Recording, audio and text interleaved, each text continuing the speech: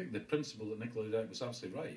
You know, we can't say we want to remove nuclear weapons and then keep hold of our own. That simply doesn't work. So which other countries would follow our example?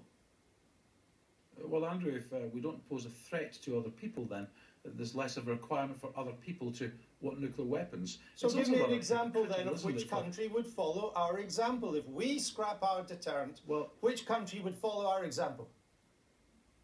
Well, we'd have to see, wouldn't we? But the point she said is, it. You can't say you want to. You can't want to remove nuclear weapons and then hypocritically argue to keep a hold of them.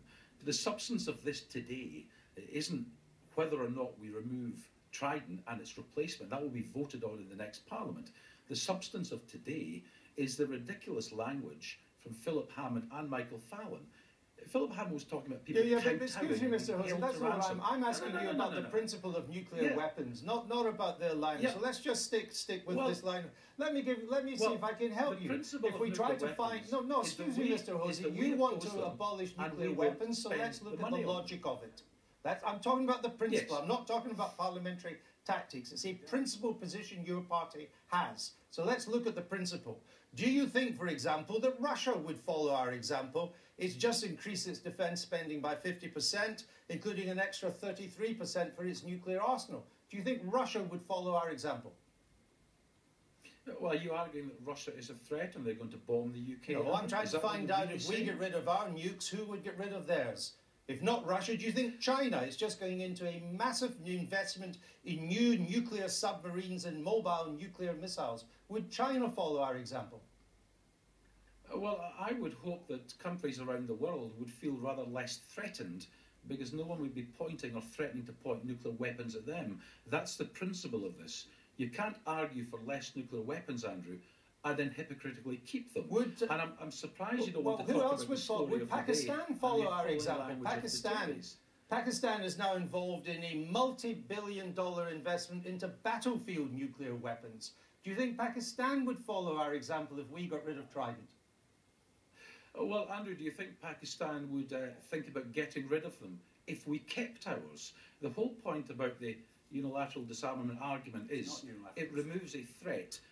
It removes a threat and it stops other people requiring to gear up, scale up and have an arms race, the likes of which we saw in the Cold War.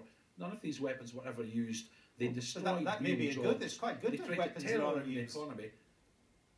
That may be the best. That may be the best kind of weapon to have, one that you don't have to use. Get rid of them.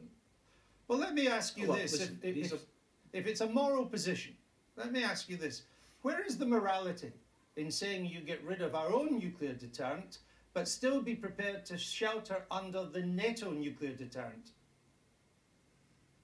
The vast majority of NATO members, Andrew, as you know, are not just non-nuclear; they're avowedly anti-nuclear. But it makes sense to be part of. It makes sense to be part of a defence But they are prepared alliance. To be part of a nuclear deterrent. That includes Norway. It includes the other members of NATO. It includes Turkey as well. Are you prepared to be under a nuclear umbrella? Do you still want to be defended by nuclear weapons? Sorry, Andrew, I think it makes sense to be part of a defence alliance. It's a nuclear defence. But no, Andrew, the vast majority of the countries do not have nuclear weapons. Only 3 hold. But they are all defended. NATO. But excuse me, they're all defended by a NATO nuclear first strike policy. That is NATO's policy. Are you prepared to be defended by that or not? It's a simple question. And Andrew, we would be like every other country bar 2. That is to say, in NATO, very sensible, but not holding or using nuclear weapons. That is absolutely correct. Okay. The Foreign Secretary says you're not correct. Let me go to Mr. Hammond. Because there are other NATO countries that, although they don't have their own nuclear weapons, they do host US nuclear weapons on their soil. They carry them in their aircraft. Do you think we should do that? Do you think we should host someone else's nuclear weapons if you don't think we should have our own? Well, our position was always there should be no nuclear weapons on Scottish soil or territorial waters. We hold by that. I think that's very sensible indeed.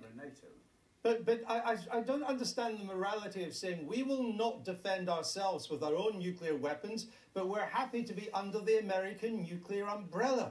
Where is the moral principle in that? The morality, Andrew, is that we shouldn't have weapons of mass destruction, indiscriminate weapons of mass destruction. That's the morale question. So why join NATO? The question is we can't afford to have them. Why join NATO?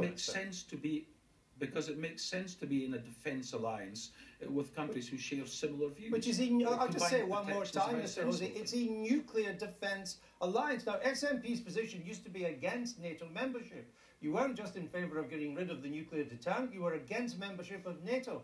Wouldn't that be a more consistent policy in that you would not then be under a nuclear umbrella? I'm sorry, Andrew, you're labouring under misapprehension. Most NATO countries do not hold nuclear weapons. That's not my point, and you know that, Mr. Hosie. They are covered by the NATO nuclear umbrella. Don't get angry, Andrew. Don't get angry. Well, I get angry when politicians obfuscate and tap dance around quite simple questions that voters have a right to have answers to. Well, I've answered your question. All right, yes, then we'll let the voters decide NATO. That's sensible, but we should not hold nuclear weapons like the vast majority of other NATO countries. Very well. What's the UKIP position on this?